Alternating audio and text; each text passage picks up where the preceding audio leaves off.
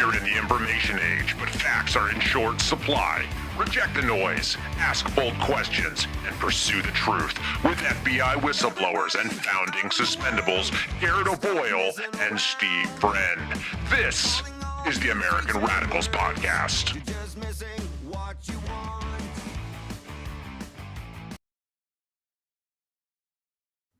It is the American Radicals Podcast on a Saturday. The weekend's here. Congratulations, everybody. You made it through another grinding 5-day work week, and Saturday is here. And as are we on the American Radicals Podcast, rumble.com/amradpod. Give us a thumbs up and follow the channel here on Rumble. If you want to subscribe to the audio format on iTunes, Spotify, iHeart, we would appreciate us. We're trying to grow, trying to radicalize more Americans every Tuesday, Thursday, Saturday at 10:30 Eastern time. The tradition, like no other, continues here on a Saturday. It's the Saturday grab bag. So we're going to get through an entire smorgasbord, a menagerie of different items, actually a lot of like futuristic stuff that kind of came across my radar and I wasn't heard talked about. We like to kind of go for these deep polls and educate as many people as we can. So we're going to talk about surveillance capitalism, the concept behind that, and the cautionary tale. It's like Minority Report is no longer fiction. It's sort of prophecy. There's flesh-eating flies in the beef. Driverless trucks are going to launch across the state of Texas. Gene-edited food is going to be on a plate near you, and you might not even be aware of it. And the Menendez brothers might be up for release from prison. So a whole bunch more to get to today. Excited to get to it all. Let's thank the sponsor of today's show. That's the M-Clip Company, m-clip.com, m-clip.com. And when you go there, you can use our promo code SUSPENDABLE to get 10% off these money clips. American made. It's all about America. This is family owned, though. They've been in business for a couple of decades now. They're really sleek. They're luxury goods. We are in May. Guys, coming up on Father's Day, graduation season. These are some really cool gifts. Get some initials monogrammed on them. Baseball teams. You can get the Suspendables logos. All of it. 10% off if you go to m-clip.com and use our promo code proprietary to the American Radicals Podcast, and that is Suspendable. Saturday is here. Garrett is here. Let's bring him on and get to it at GOB Actual. You can find him on social media. You ready to go, my friend? Oh, I'm ready, Steve. We've got a full bag, it sounds like. So yeah, I mean, it's like Santa Claus, like when he first launches from the North Pole. I know you reject those forms. It might be a little more like Krampus with some of the tales of futurism that you're about to bring to us. Certainly a concern. It's more prophecy than it is fantasy or science fiction at this point. But let's get to this big piece that I found, and it's an interesting one because it comes from the political left, if I had to guess. But it doesn't matter when they're pointing out some legitimate things here. It just they want to assign the blame to one side or another. I think I'm kind of beyond that. But they zero in on the grocery chain Kroger's, which I'm familiar with coming from the Southeast. I don't know if they're up and around you, Garrett. You know, I have a fear, Steve, that it's all going to come together for me. So we've got this place up here called Pick and Save, and it's a staple and has been a staple, I think, in the entire state, as long as I can remember, definitely in southeastern Wisconsin, which is where I'm from. And you know, like the Kroger brand, like the store brand that a lot of these places have. Yeah. So for most of my life, the Pick and Save brand was this brand called Roundy's. And I remember as a kid who used to drive past like the Roundy's, I don't know, shipping center or whatever. And I just remember growing up on Roundy's food because it was cheaper. Well, Kroger bought Roundy's some years back now, and so now all the Pick and Saves, they're still Pick and Save, but they're really Kroger. And all the, store brands are Kroger brand, and now you bring this to us and I think like, "Oh, they're just expanding their empire and we're all here to pay for it." It sounds like. We will all pay for it. And let me get into some of the concepts here that are introduced. So there could be some terminology folks are not familiar with. Let's lay the groundwork for it. Personalized pricing. I mean, gosh, these consult speak and terminology is amazing what goes on here. Personalized pricing. That refers to the practice of a business using consumer-specific data about their conduct or characteristics to set different prices to different consumers based on what the business thinks they're willing to pay. So you're probably more willing to pay for something like if you have a baby, you're probably willing to pay a premium for baby formula. Whereas if I don't have a baby, I'm less likely to do that. So there's a difference there. There's dynamic pricing, refers to non customer specific variables. And then just depending on changes in the demand and supply. And think of like Uber. I mean, after a concert, the Uber prices go way up, right? Because the supply has to meet that increased demand and people are willing to pay more to get home. Now let's get to surveillance pricing. And this is all part of the surveillance capitalism.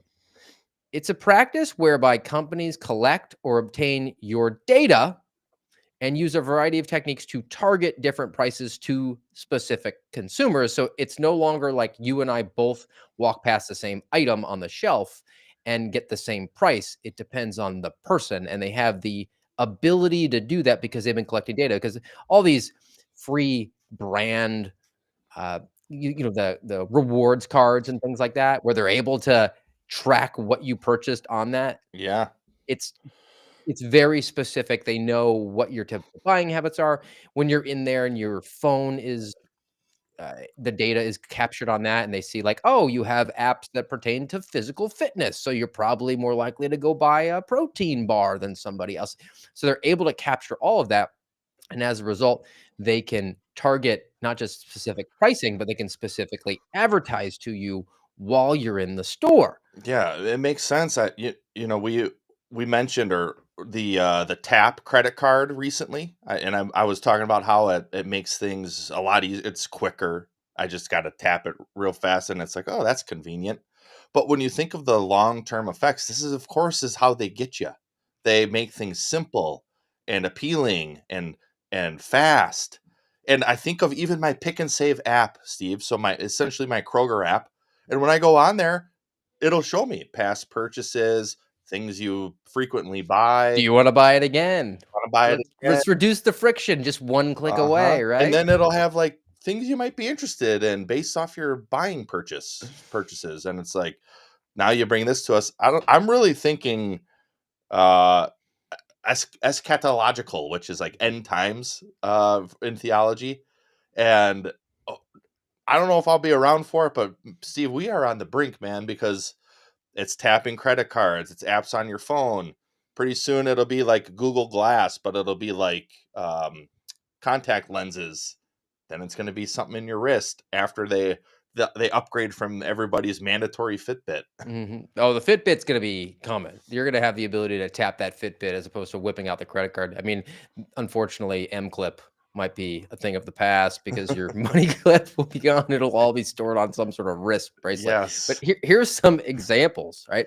So Target, which I don't shop at because of the gayness, they charged $100 more for a TV on its app when the person was close to the Target store, the actual physical location, because they considered that the person was more likely to buy the TV. So they Yeah. actually upped the price. So if you're at home on the couch and we're looking at the exact same TV, Target charge you $100 less, right? What sense does that make?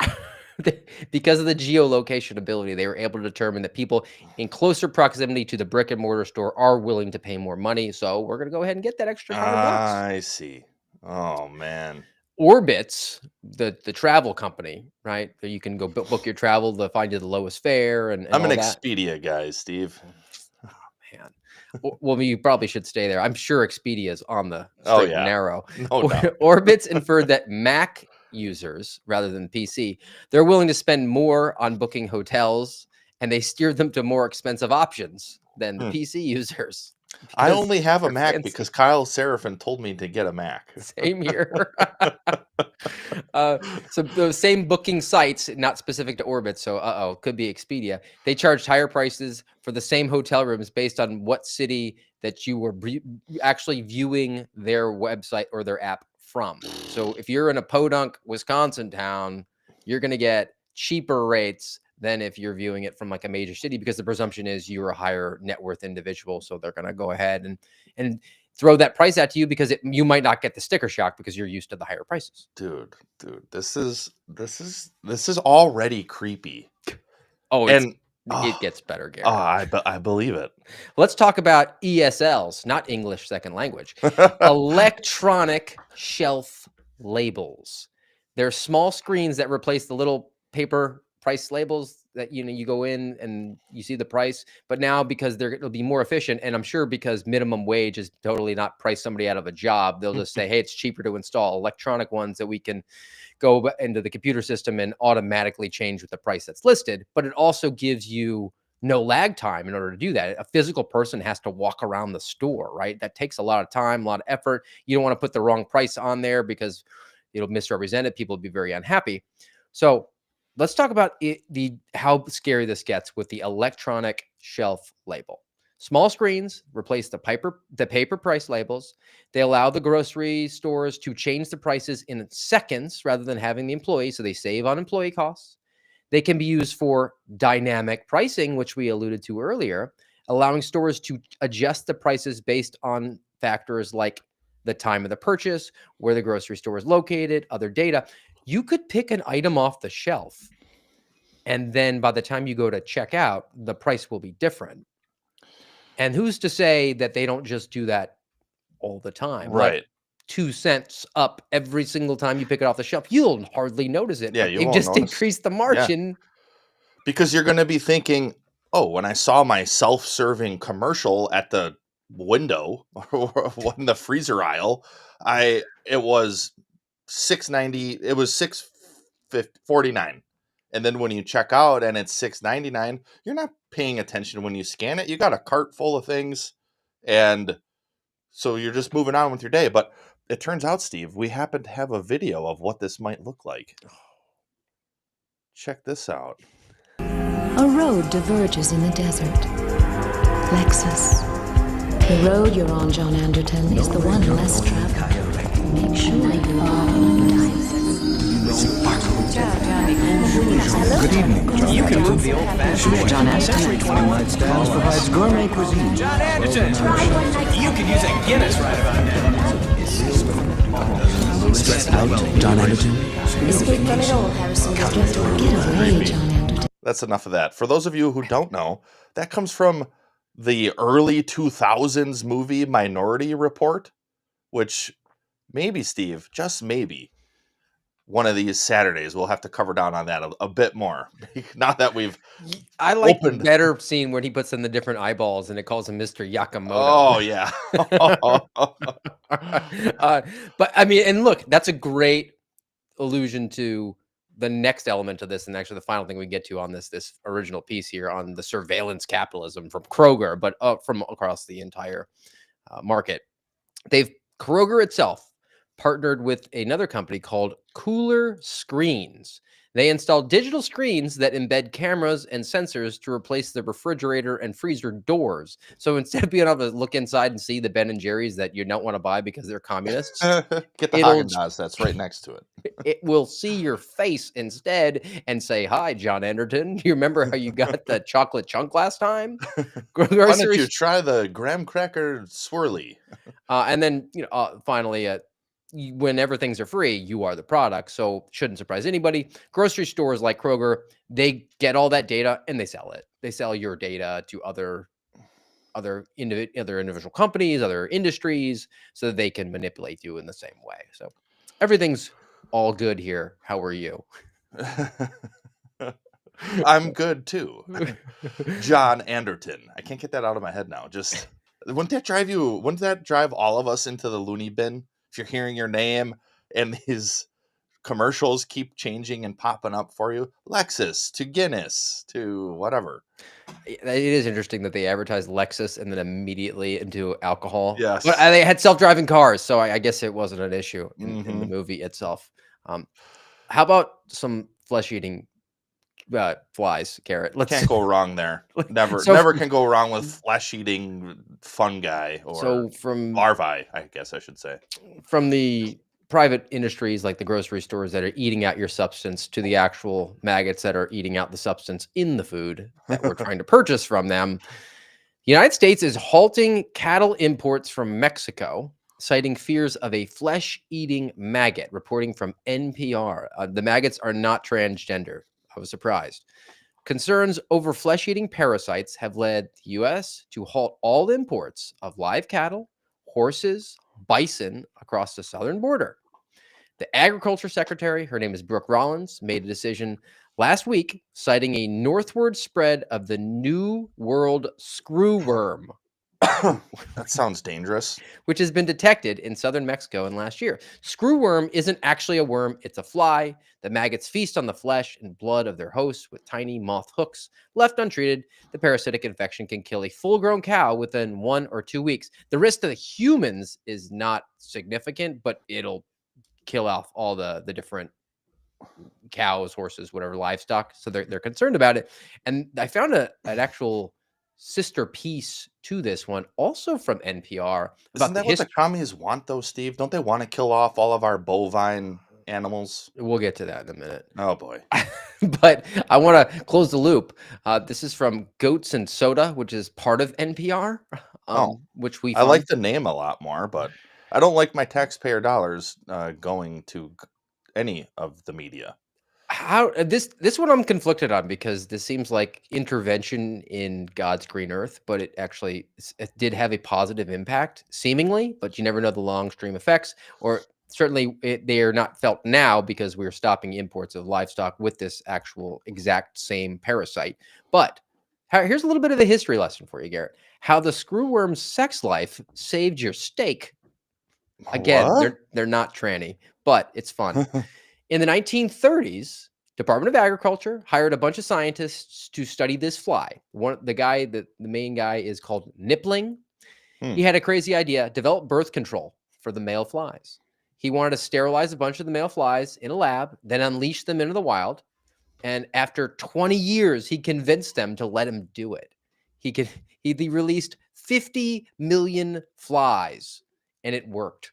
Screwworm flies started to disappear. Cattle no longer died from the larval intrusion. And by early 1959, the screwworm had disappeared from the entire southeast United States. By 97, the project wiped out screwworms all the way from Texas to Panama. And then at the time of this article was like about 10 years ago. The USDA continues to release these sterile flies into Panama to prevent it. So I don't know, maybe there's been some sort of super bug that now has overcome that's become more proliferate in being able to procreate. Yeah, or Anthony Fauci was tinkering around in his Wuhan lab to make it more resistant to this guy's amazing research. Now, typically, I would say I don't like when humans do this type of thing because we don't know the greater cost to the ecosystem that's going to happen when you eradicate the screwworm. I'm not a screwworm Advocate? expert or advocate. Definitely not an advocate. Certainly no expert on the screwworm. I think, Steve, without any further information on it, I'm okay with it being eradicated because you know what? Nothing's going to get between me and my beef. Beef, it's what's for dinner, is what I grew up on. And I say, bring us more beef. Everybody start eating more beef. It's good for you. It's healthy. Eat less carbs. Eat less sugar. Eat more meat. But also, Steve, why are we importing meat from Mexico? One of the great things about America is our cattle industry, our beef. So what's going on there? Maybe something to dig into in a future episode of the American Radicals podcast. Yeah, maybe it's the mRNA injections we gave them all, and then they all keeled over. Remember that whole die-off that Texas had? They said it was like a heat wave, and it was in April. Yes, I remember. Oh, and wasn't there some other places too? You got all these cattle belly up, and it's like, well, something's going on here. Or all those, all the fires that were happening at some of the factory farms. Not that I'm a huge fan of factory farms, but hey, without a paycheck for nearly 1,000 days, you kind of got to cut your losses where you can. And I still got to eat my meat, Steve. Yellow tagged or not, you got to eat the beef. That being said, how do you feel about gene-edited meat, the subject of the next one? Man. Natural Health 365, Powerful Solutions. They're super excited about gene-edited pork. It depends on what this means. I've heard of CRISPR before. I know you'll give us a good rundown. And we really do have a science fiction themed show going on today because I can't help think about another sci-fi classic, the movie Gattaca, where there was gene editing going on. And as guys who both have asthma, I would have been okay with that gene being edited, or for me, flat feet as well. Go ahead and edit that gene out. The asthma may have been from all the infant vaccinations. So Then they did play music on the piano that it could only be played with 6 fingers on each hand, which was that excellent. All right. So let's talk about you've seen the movie, folks. the CRISPR pigs, which is a fun name. I got to be honest. It just makes you think about Yeah. bacon, right? I was thinking about crackling pigskin. So the FDA approved gene-edited pigs. Now, the pigs are resistant to this syndrome, which is called PRRS, porcine reproductive and respiratory syndrome. It's a virus plaguing industrial pig farms. We're back to you don't like the factory farms. CRISPR technology removes this cellular receptor. It's very sciencey. It blocks this PRRS, but critics are warning that the virus could mutate and become more dangerous. Yeah, again, in the Chinese lab with Anthony Fauci sitting in the corner. There's no labeling requirement. So that means that consumers are going to be unknowingly buying gene-edited pork as early as next year in your bacon. Oh, thanks, government. The FDA's approval of CRISPR pork sets a worrying trend, paving the way for gene-edited chickens, cattle, Yes. other livestock. Do you think they're going to do it to the almonds? Probably at some point. Corporate interests, including Bill Gates, a major CRISPR proponent, Dude. are driving this agenda under the guise of solving food insecurity. But the lack of long-term safety studies and mandatory labeling raises some ethical concerns. Yeah. Not labeling it and no labels. And Bill Gates is on board. I think I've seen enough Yes. about CRISPR. Where's the Maha movement on this one, Steve? Because this sounds like something that RFK Jr. would be decrying in some hearing somewhere. But the government approved it. So where do we in go from Maha's defense on Bill Gates, they might be focusing on something else that he is really super interested in, because the high wire is all tied into Maha. Bill Gates funds a new self-assembling contraceptive. Okay, all right. Can somebody throw a pie in Bill Gates' face again? I mean, all-time great video. This is the mark of the beast, I think, Garrett. Let's dig in to what Bill Gates is all about. I mean, look, the best contraceptive is just to look at Bill Gates. Okay. So funding from Bill and Melinda Gates Foundation, and they're divorced. Okay, it shows you how the communists still are all in for the cause. They continue to operate this foundation that's underneath both of their names, and they're divorced. All right, so Bill and Melinda Gates Foundation, MIT, Harvard, and the Broad Institute concocted a new self-injecting contraceptive that uses tiny crystals, and once they're injected, they self-assemble inside the body to construct an implant that blocks pregnancy. Steve, I don't like where we're going. We got the CRISPR, we've got whatever this is. We've got the the gene altering nonsense. What is this though? You inject it and it finds itself in your system, and what? It's called a depot per the high wire. The crystals all like coagulate together and they form a depot, like Home Depot, All right. under the skin, and they release this medication, but it's not short term. Remember how like the mRNA just stays in your arm? Right? Sure, I'm sure. sure it doesn't go everywhere. It doesn't go right to your heart. It releases the medication over months or even years that you could have the mark, and then you could engage in all the commerce you want. The study fails to discuss side effects of the solvent used in the injection, and the solvent is BB, Bravo, benzoate. It's a biocompatible and has a poor ability to mix with fluids, which allows the solid drug crystals to self-assemble. So it doesn't actually like mix into your body. It actually stays in theoretically as a Is their foreign claim. Yeah. object in your body. And the benzoate, the BB, is it safe? The study authors note that it will go away, leaving behind crystallized drug structure, but it's also known as a skin irritant, and it's used as an insect repellent. So inject the goodness. mosquito repellent into your body so that you don't have none of them kids. You know, it's okay. Just think historically of the path that we're on here. Uh, in the what early 1900s ish is when they started saying, "Hey, eat. It's no problem to eat vegetable oil and soybean oil. Yeah, it's lubricant for engines and machinery, but don't worry, you can eat it, and it's better than beef tallow or butter or ghee. Just trust me, bro. Trust me, bro." And now here we are. Don't worry, it's not that bad for you. The benefits outweigh the costs of it, and it's safe and effective. Sure it is. And I think we've played this before. I had to pull it up. This Bill Gates video, dude. I'm cited as some, mastermind, some evil plot in many, many cases. So what could cause an excess in a single year of 10 million deaths?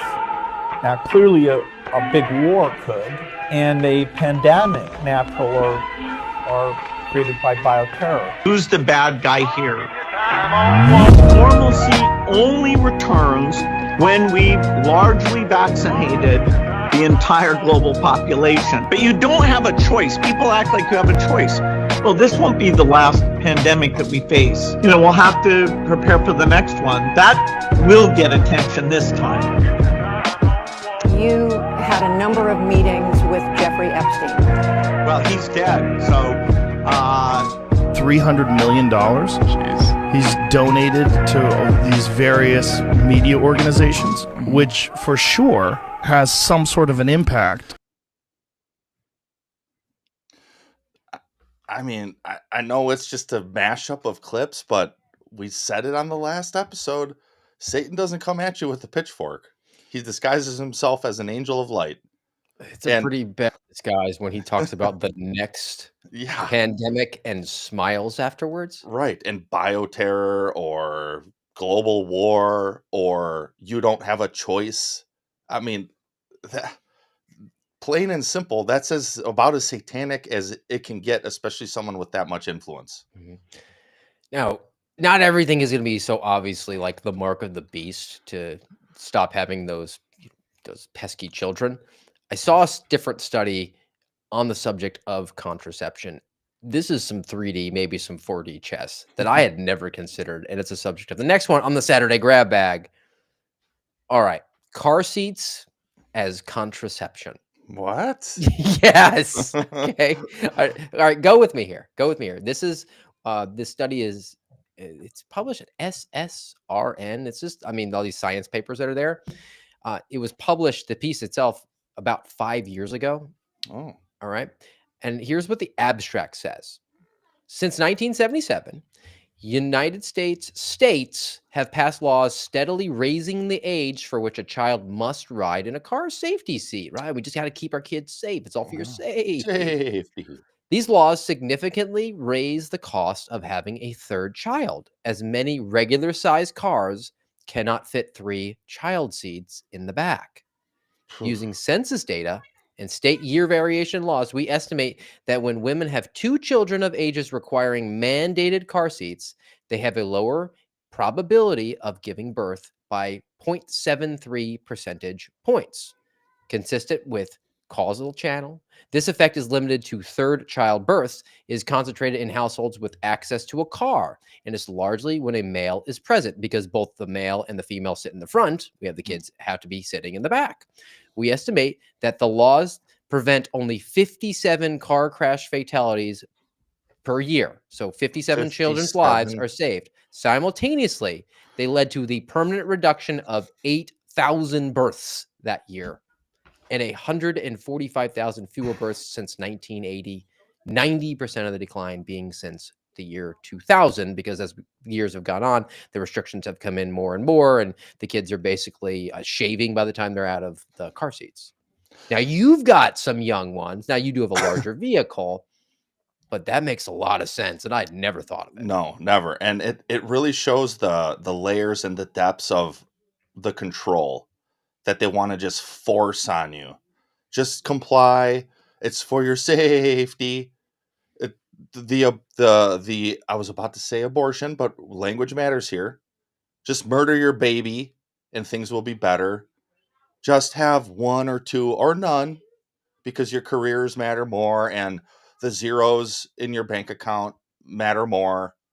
It really is it really shows the depravity of I would say government writ large worldwide, because here, think of just the regulations you have on your car seats. I don't know if you ever dealt with this when you were a cop, but we had guys who would help people install. They were like, I don't know, certified to some degree to install car seats. And so people would come to the police department and be like, "Oh, can you help me install this? Because I don't know what I'm doing, and we're about to have a baby or whatever." Well, think of that just by making it mandatory to have the size of the car seat larger and to have your child in it longer. I never thought of this.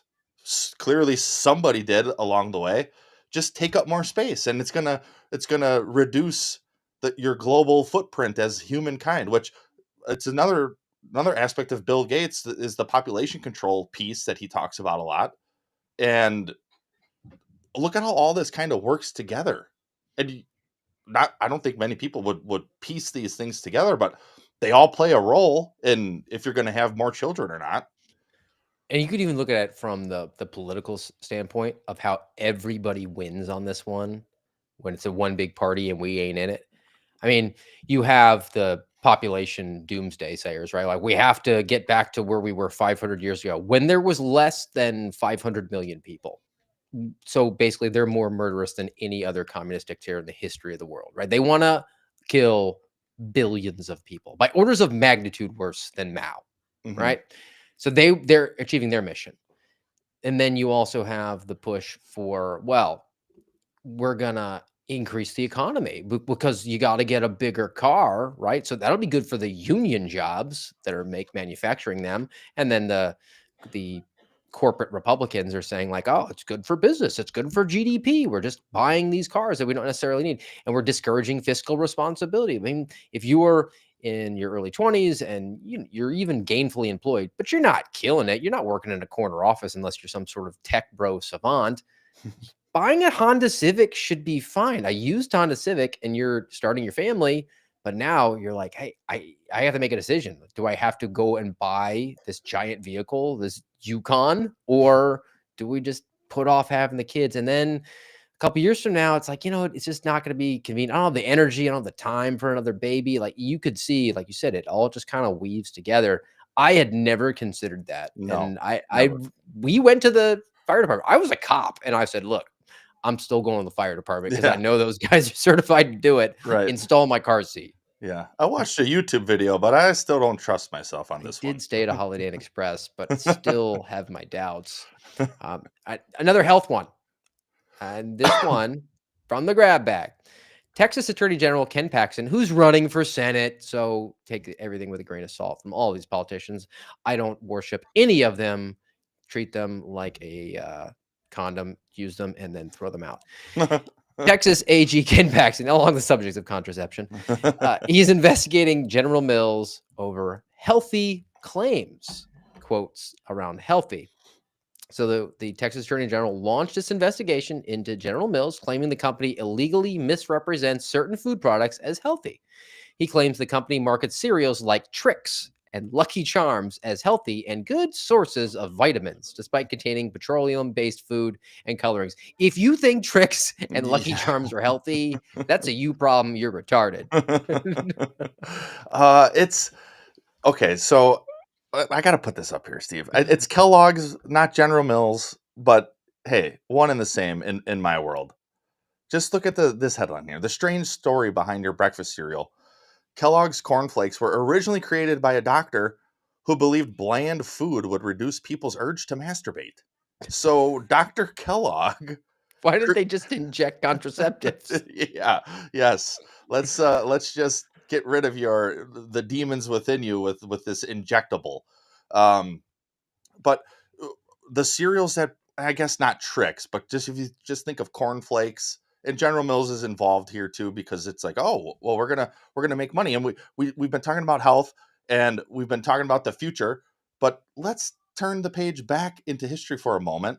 We talked about the soybean oils and this big push. This was right around the same time Dr. Kellogg also ran like a sanitarium, and it was, think back then. So he's talking about masturbation, and I'm not saying go and masturbate. I mean, don't, because the Bible is clear about how the sexual sin is also defiling yourself.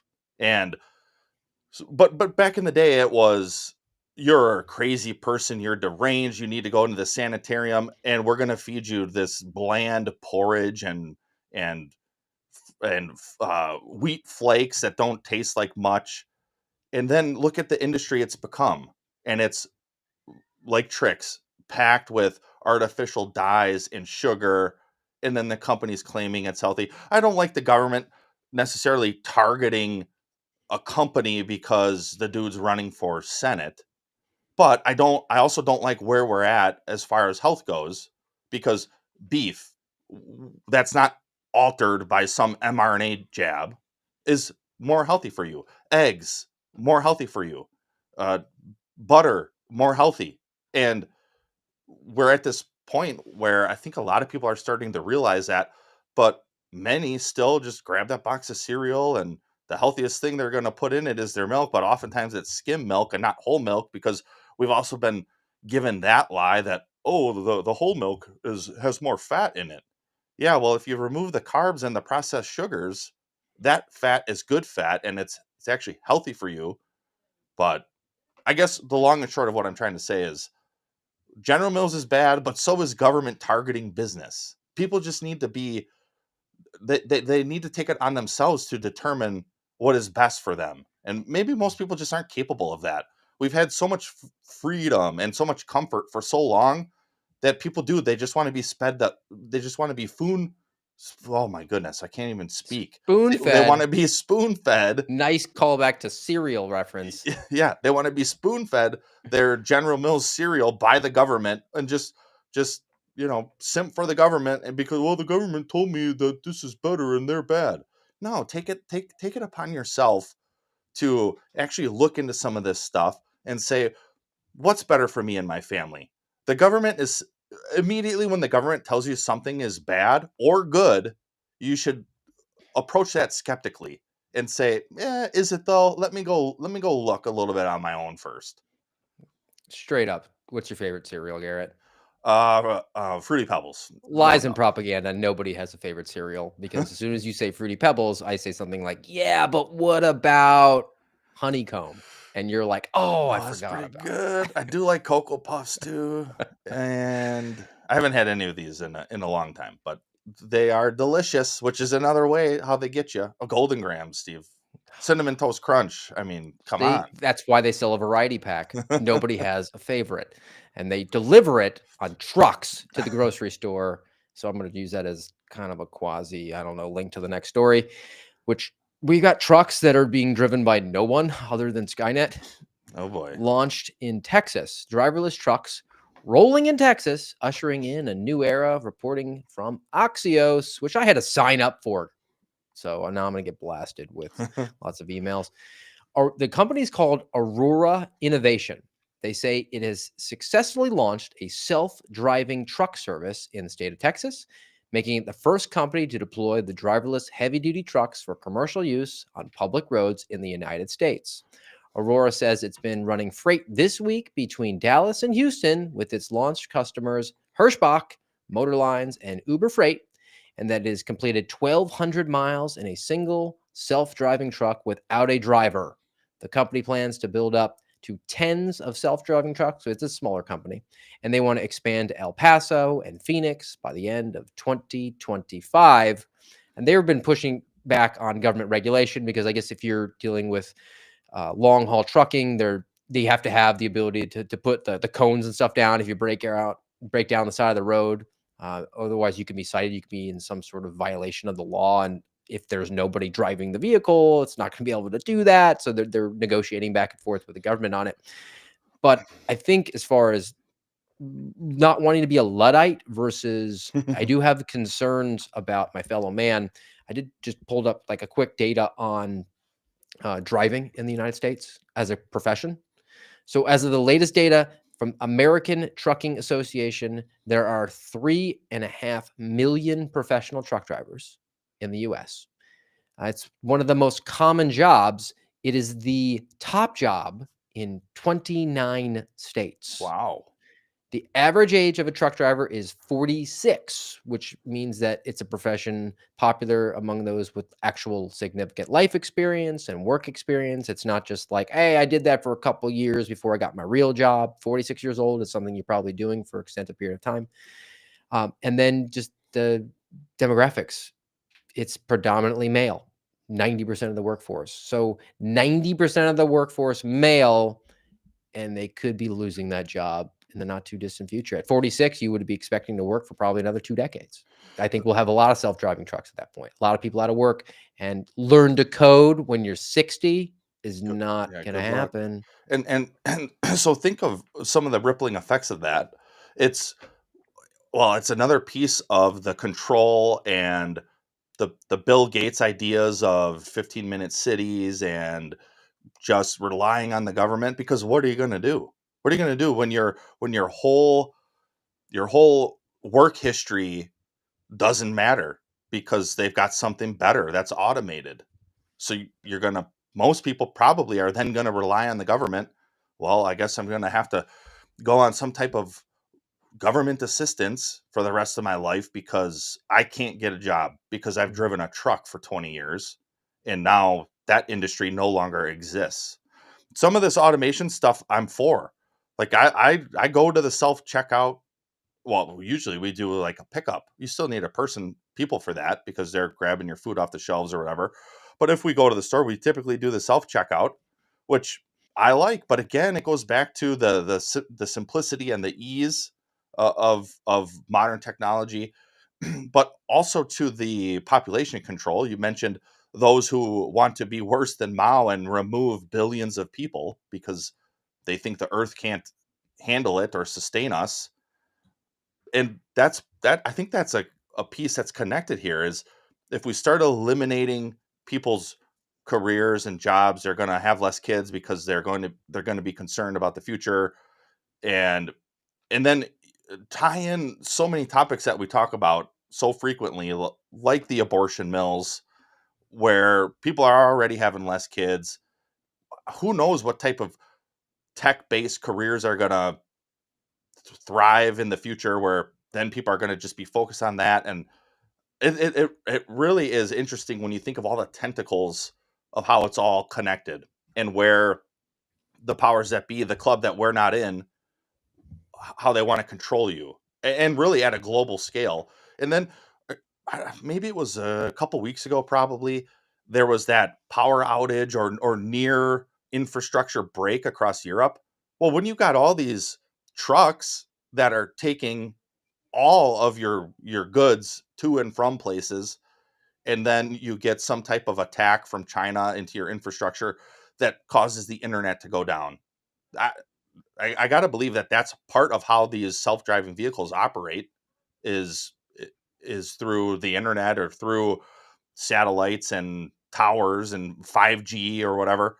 Well, what happens then when those type of things start getting attacked or they go down, quote unquote, naturally, like nearly happened across Europe? Then what? Then there's catastrophe in the streets, I would think. I just don't have faith in the people that are making the decisions that they've actually considered all the different factors other than just that one single factor. I'm not against efficiency. Look, you're going to have self-driving trucks. It's actually going to reduce the prices of goods. Maybe I'll be able to afford something that's not yellow tagged as it gets delivered to my grocery store because the prices come down. That being said, are you considering the downstream consequences? There could be a lot of unemployed people as a result of that. Has that factored in? It's no different than I have a factory and I'm going to produce this widget. And as a result, there's some byproducts and I'm just going to dump it in the river. I don't care, right? I'm going to make the widget. And if I have to take that byproduct and clean it or take it distance to somewhere and process it, that's a higher cost. It's going to mean my widget's more expensive. I'm just going to dump it in the river. Well, there's downstream consequences of that, actual downstream consequences of it. Have those been considered? I frankly don't have faith in the people who have made these decisions that they've done that. No, you can't have faith in these people. They're not thinking that far ahead. They're just thinking as the furthest they're thinking most likely is the next election cycle. And what can I do? Like Ken Paxton, what can I do just to kind of put my name on the map a little bit more? Oh, I know. I'll target General Mills, or I'll target this widget manufacturer. Our election cycles. All right, let's do a couple politics stuff. Reporting from Daily Wire. Exclusive. The Trump Justice Department cuts transgender grants and will use the money to fund law enforcement. Go figure. A novel concept. Department of Justice interested in the law. How about that?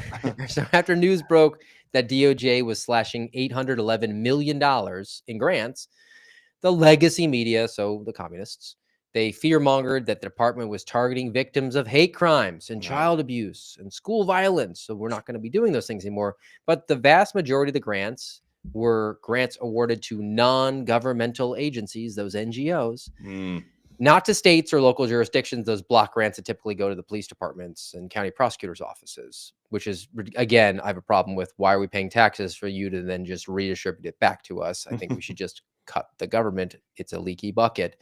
Now, here's a couple examples of where the money was originally going rather than to law enforcement agencies and prosecutors' offices locally.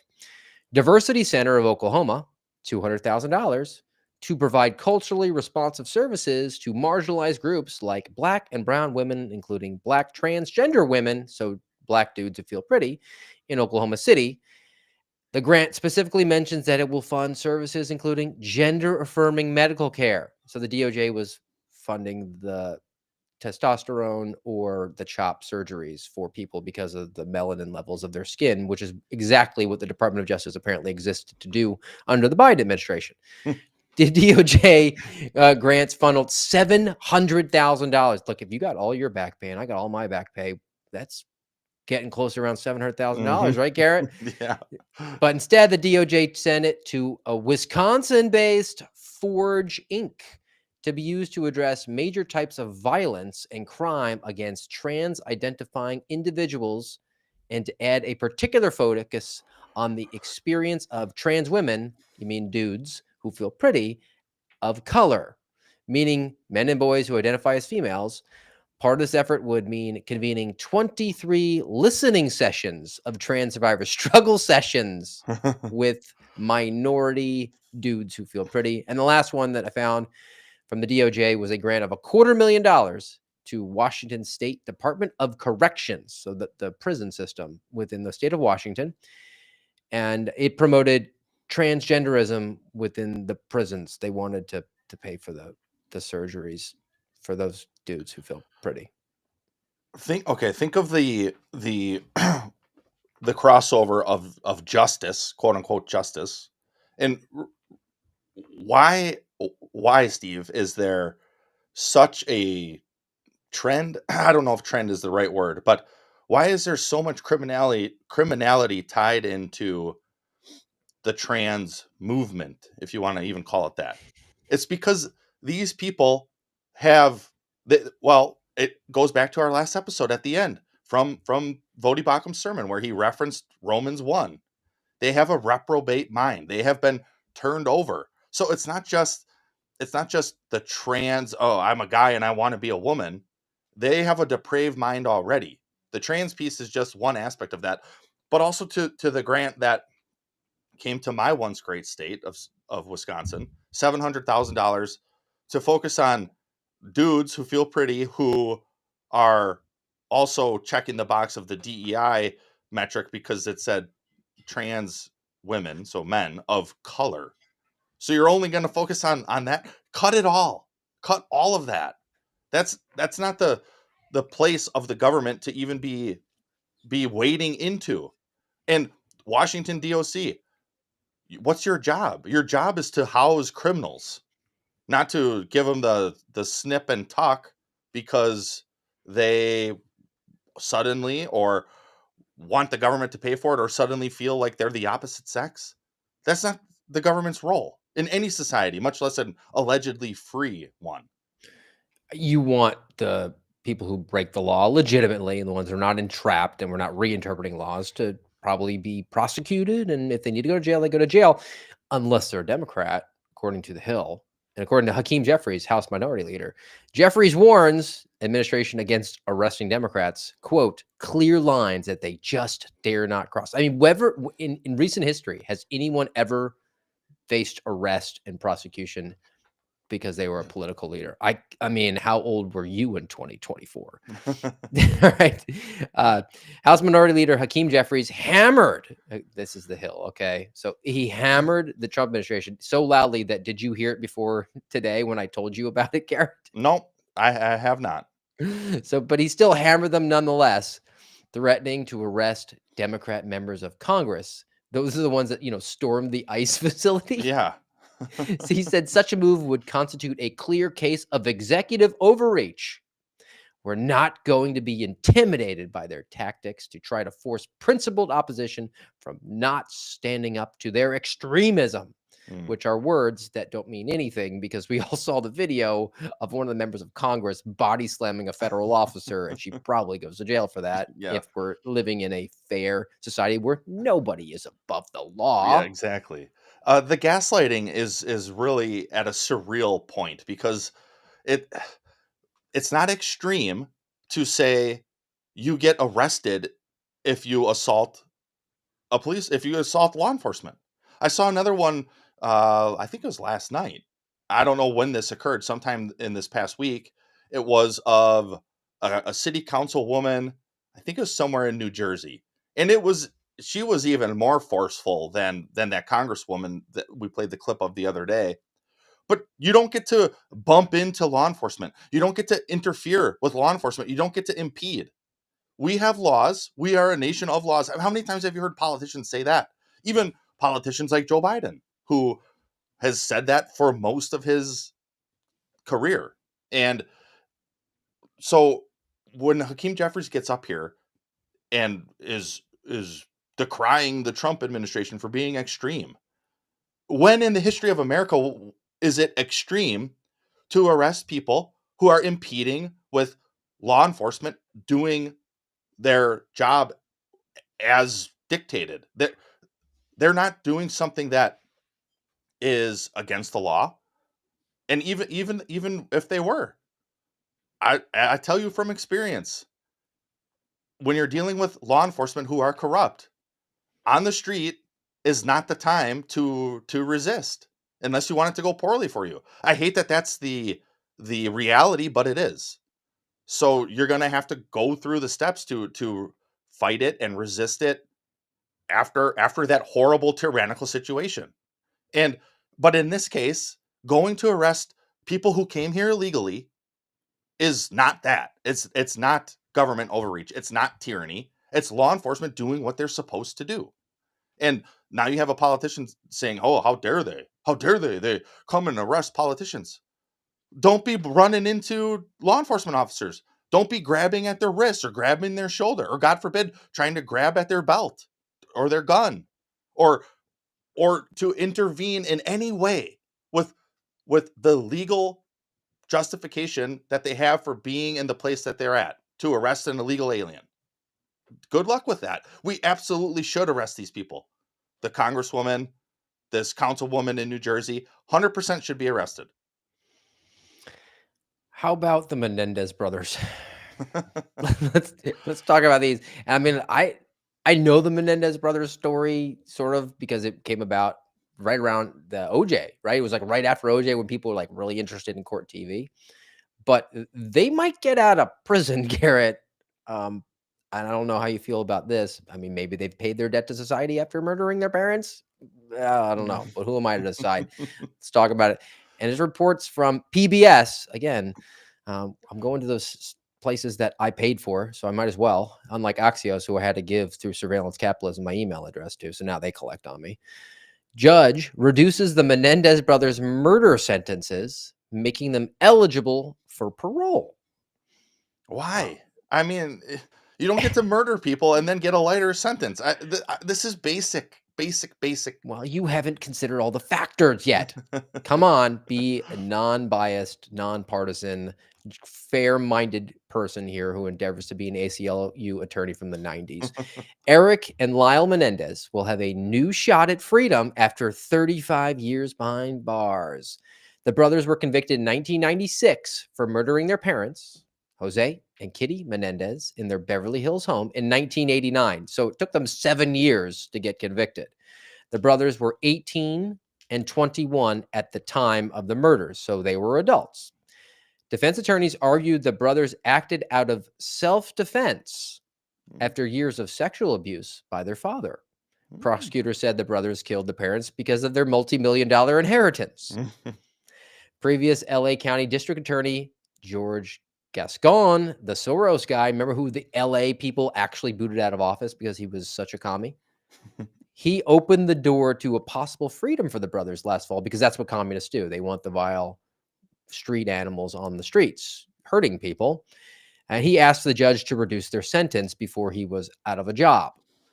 LA County Superior Court Judge Michael Jessic issued his decision immediately. It was like a 2-day hearing, but he was like, I'm not waiting. I'm issuing this decision. The brothers spoke. He granted them a new sentence of 50 to 100 years of life. They have a hearing before the board scheduled for June 13th in a clemency petition that they've submitted also to Gavin Newsom. So I think Gavin Newsom, who wants to run for president, will not issue clemency. Yeah. And then he'll hand it off to the judge, who will probably just release them or something to that effect, right? I think that's a sound assessment. Now, again, I don't know the case, frontwards and backwards. So maybe I'm talking out of turn, but I don't trust the government. So was it self-defense because they were getting sexually abused? In that case, sorry, parents, I would say let them walk. Obviously the government's case was strong enough back in the day to get them convicted, and were they trying to get their inheritance? Could be. And then they murdered their parents for that. Well, then you don't get out of prison if that's the case. So again, without knowing the case, as a former law enforcement officer, I really like to have all the details. I don't, but let's just, for the sake of argument, say the government's case is sound. We shouldn't even be having this. There shouldn't be a parole hearing or a resentencing hearing. You get to go to prison forever. And actually, if the government's case is strong enough, and I would say in any murder case, these people, they should have been on death row and taken care of long ago, and we wouldn't even be here because the Menendez brothers wouldn't be in existence anymore. And I think when the case is strong enough, I'm 100% absolutely an advocate for the death penalty. All right, let's do one more fun one as we're closing it out here on the Saturday grab bag. And this one's on my mind because, for those who don't know, I had to do some dad chaperoning yesterday. There was a field trip for my 5th grade son's class, and they did something super educational. And they went to Busch Gardens and rode roller coasters. Physics, gravity was involved, right? We're measuring terminal velocity at some points. But I saw this story about Disneyland. Disneyland removed the silhouette of Walt Disney because people thought it looked like Donald Trump. Oh, okay. Now, look, it sounds like, oh, come on, the Trump derangement syndrome. Let's give it an honest assessment. Okay. So Disneyland had problems with a certain orange man. The theme park recently removed and replaced a silhouette of a man, probably Walt Disney, holding Mickey Mouse's hand. And some people thought it looked like Donald Trump. And then days later, it was completely gone and replaced. So let's look at the before and the after. Here's the before, and tell me, do you think that that's the mean orange man there? Yes, yes, without a doubt. I would say, Donald Trump and Mickey Mouse hanging out together. And here's the after. Definitely not nearly as prominent of the hairstyle. Yes. This might actually have been kind of fair. I don't really care if Donald Trump holds Mickey Mouse's hand, but I thought it was funny. Either. That did look like Donald Trump, and then it arguably did not afterwards. And as proof that we do have proof of life, and we don't like to put our kids' faces out there very much. You're worried about the surveillance capitalism after all, and maybe just safety matters. But you will not recognize my child's face in this one because we were going down at 90 degrees, Garrett. 90 degrees. I hadn't been to Busch Gardens in 20 years. Okay. Just allow me this slight diversion here. My son had never ridden a roller coaster in his life. So like a boss, he went on some really good ones. Yeah. Okay. It was a 13-hour day, involved 6.5 hours of driving. Whew. So 50% of the time in the car. The other 50% of the time was at the park, during which time we did 4 roller coasters. So do some math. Lots of line 4 waiting. minutes of actual stuff that was fun. But I did get a nice fun photo because I was trying to explain to him steel roller coasters now are so sophisticated and they're fast and they're doing all these fancy stuff. Back in the old days, even before I was a kid, they had the wooden roller coasters, which had that added element of ricketiness. Yes. Busch Gardens has an aesthetically wooden roller coaster. It's steel, but they create that dynamic. So for the last one we went on, like straight on, no shoulder strap, just down on your waist.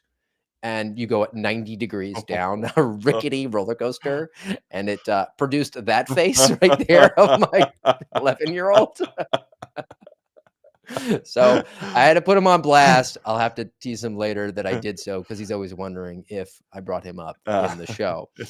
All right. I have a palate cleanse today, but let's close it out with your thoughts. Yes, sir. Still in 1 John chapter 2, verses 15 through 17. Oh, I got to scroll down. Sorry. Do not love the world or the things in the world. If anyone loves the world, the love of the Father is not in him. For all that is in the world, the desires of the flesh and the desires of the eyes and pride of life is not from the Father, but is from the world. And the world is passing away along with its desires, but whoever does the will of God abides forever. We must reject the lie that says there is no love that is out of bounds. Because ultimately, that lie that says there is no love that's out of bounds is a lie that says there is no truth in God.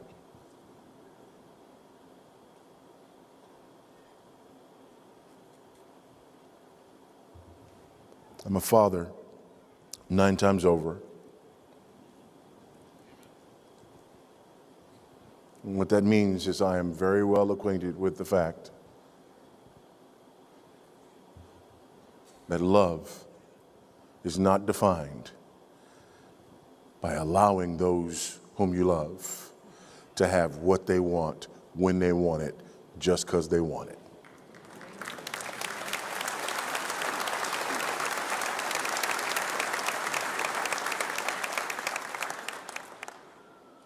Some of the most loving moments between me and my children have been moments when I have said authoritatively and unequivocally, no.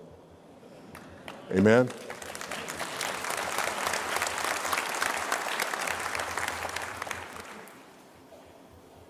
And we see that here in this text. Why? We'll end with this. Look at it again. The world is passing away along with its desires, but whoever does the will of God abides forever. Do you see what's happening here? This do not love the world is not God saying, listen, there's good stuff out there that I want to keep from you. That's the lie of the serpent. This do not love says that looks good to you and may even feel good to you, but in the end, you will perish. I'm calling you away from it because I actually do love you, and in loving you, I want you to abide in God, to remain in God, and to not perish.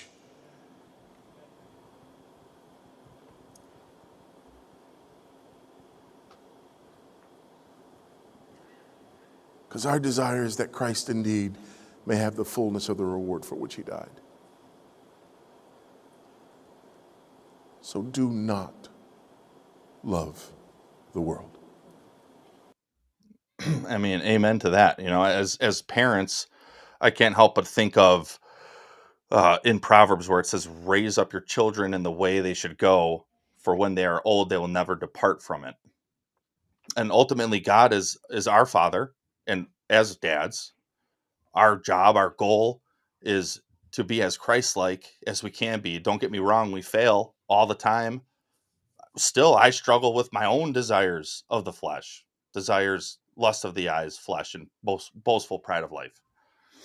And it's, man, right now it's a daily battle because of our situations. May 17th. I mean, Steve, 2 years ago, I was driving with my family to Washington, D.C. to testify the next day. That next day is the first time I met you and Marcus in person for the first time. And the 8 months prior to that and the 2 years since have been a struggle. And many times I myself, it has been this struggle for the lust of the eyes, the lust of the flesh, the boastful pride of life.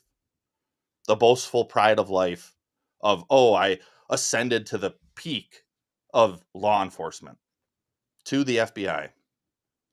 I was going to this new unit and thinking my career was on a certain trajectory. I wanted the things of the world, the 3,400 foot house with 3 acres of property around it, in nestled in Stafford, Virginia. I still struggle with those things because it's a constant struggle against the flesh. And I'm sure everybody listening, you can think of at least one thing that you lust after, either with your eyes or something you're prideful in your life, and or some fleshly desire that you have, or all of them. I mean, for me, it's all. And then to have the divine mandate to, as he talked about with your children, to raise them up. And I concur with him. Some of the most loving things I've done as a dad have been when I said, no, that is not good for you. You think it's good. It's not. It's the opposite of good. I think we might have one more of these to go, and then we'll move on to another one. But let me know what you guys think of this format. I've really been enjoying it. The couple sermons we've gone through in this way, a little where we focus on one passage for an extended period of time and bring some additional context and study to it. It's good for me each time, and I hope it is for you all. Well, I enjoy this. This is our job right now, Garrett, right? We're enjoying our job. And I'm in that sort of frame of mindset. And I'm also in the theme parks state of mind. So I found a good palate cleanse. I think merges them both together. This is a guy who loves his job. What sound does the letter A make? Oh, can you do me a favor, please? Can you just check your strap? Do you want to know a fun fact about gravity? Did you want me to count you down or just go? You see that hut down there? You want a closer look? And we've got one more smiley face to look at. Here. Hey, now you see me? Now you don't. 3, 2, 1. Are we going on one or after one?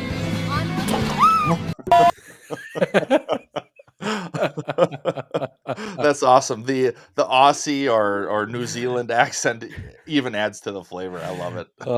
So that'll close us out for today on the American Radicals podcast, guys. We'll be back with you Tuesday, 10:30 Eastern time. Until then, have a great day. See you later. Now you see me, now you don't.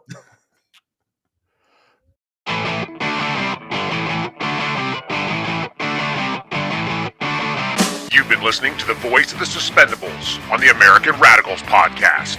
Follow us on rumble.com/am.